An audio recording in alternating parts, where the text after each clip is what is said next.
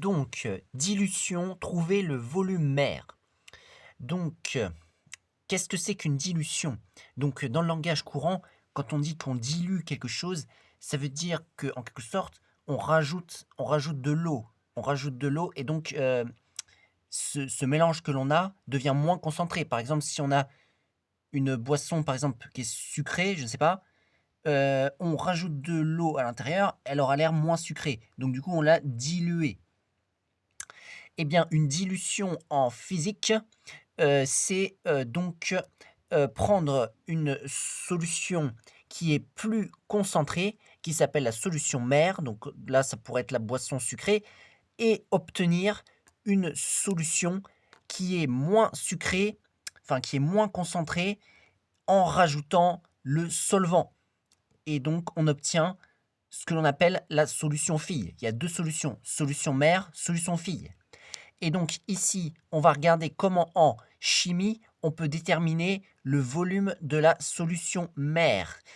C'est-à-dire le volume qu'il va falloir prendre de la solution mère pour ensuite rajouter le solvant à l'intérieur et obtenir ensuite la solution fille avec une certaine concentration bien fixée et un certain volume bien fixé.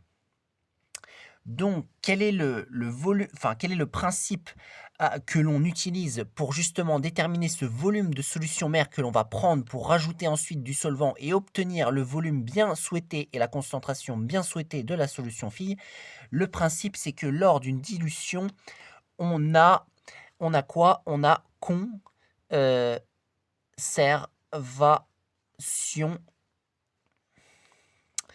conservation, conservation de la quantité de matière. Conservation de la quantité de matière. Mais qu'est-ce que c'est que cette quantité de matière? C'est la quantité de matière du soluté qui est dans la solution. Parce qu'une solution est composée d'un soluté et d'un solvant. Le soluté a été mélangé au solvant pour donner la solution.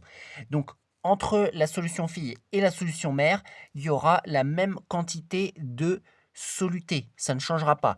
La seule chose qui change, c'est le volume, en quelque sorte, entre la solution mère et la solution fille et par conséquent la concentration également. Donc du coup, on va partir avec le nombre de moles de la solution mère est égal au nombre de moles de la solution fille et ça fonctionne aussi si jamais c'est des grammes, c'est-à-dire si jamais c'est des masses. Ça, c'est la quantité de matière présente du soluté dans la solution fille est égale à la quantité de matière de la solu qu'il y a dans la solution fille, mais c'est aussi valable si jamais c'est des masses. Donc masse de soluté dans la solution mère est égale à masse de la soluté dans la solution fille. Donc du coup, ça c'est en mol ou en grammes. Ça, c'est en mol ou en grammes. Donc, ensuite, comment on fait pour déterminer le nombre de moles de la solution mère à partir de la concentration et du volume de la solution mère? Bah, en fait, on multiplie les deux. Ça, c'est une formule qu'il faut bien connaître. Donc, C mère fois V mère. Voilà.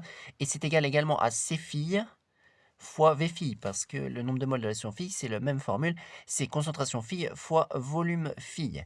Avec la concentration qui est en mol par litre. Alors, si bien sûr on raisonne avec des masses, c'est en grammes par litre. Le volume est en litres. La concentration de la solution fille est pareil en mol par litre ou en grammes par litre si on raisonne avec des masses. Donc ici, par exemple, si N phi, enfin ce serait plutôt M phi serait en grammes, la concentration de la solution phi serait en grammes par litre et V phi va être en litres. Voilà. Et donc, la question, c'est comment on obtient ce V mère qui est là, parce que la plupart du temps, ce qui nous demande, c'est quel est le volume de la solution mère à prélever ou quelle est la pipette, enfin, quelle est la verrie à utiliser pour faire le prélèvement. C'est-à-dire, il faut savoir que c'est une pipette avec laquelle on va prélever une pipette jaugée, mais il faut savoir ce volume de pipette jaugée qu'il va falloir prendre. Et bien, pour le calculer, c'est cette formule qui est là, parce qu'il nous donne généralement le reste. Et donc, comment est-ce qu'on obtient V mère? On obtient V mère en faisant C fille fois V fille, enfin c'est une équation à résoudre, fois V fille sur C mère. Voilà, c'est logique, on fait ce calcul, on obtiendra V mère à prélever, et comme cela, on saura le volume bien précis de solution mère à prélever pour obtenir une solution fille, c'est-à-dire la solution diluée avec la concentration fille et le volume fille que l'on a souhaité. Voilà, sachant qu'on connaissait quand même la concentration de la solution mère. Il faut connaître les trois pour obtenir le quatrième. Et généralement, le quatrième que l'on cherche, c'est le volume de la solution mère à prélever. Donc on peut regarder un exemple. On souhaite diluer une solution d'acide chlorhydrique de 2,0 mol par litre pour obtenir 500 ml d'une solution diluée à 0,5 mol par litre. Déterminer le volume à prélever. Donc ici, il faut identifier quelle est la solution mère. On voit que c'est cette solution initiale ici qui nous dit que l'on souhaite la diluer pour obtenir 0,5 mol par litre à la fin. Donc du coup, si on utilise la formule, bah, le V mère à prélever, la solution mère à prélever, eh bien, sera égal à, comme C fille, comme nous l'avons écrit, fois V fille, toujours écriture littérale avant de remplacer par les valeurs, divisé par C mère. Et donc, la concentration de la solution fille que nous souhaitons obtenir, ils nous ont dit que c'était 0,5 mol par litre. On voit que c'est plus faible que 2 mol par litre, donc ça peut être un indice pour trouver la concentration. Donc 0,5 fois le volume de la solution fille qu'on souhaite obtenir, 500 ml. Donc 500, mais attention, c'est en millilitres, donc on multiplie par 10 puissance moins 3 pour le convertir en litres.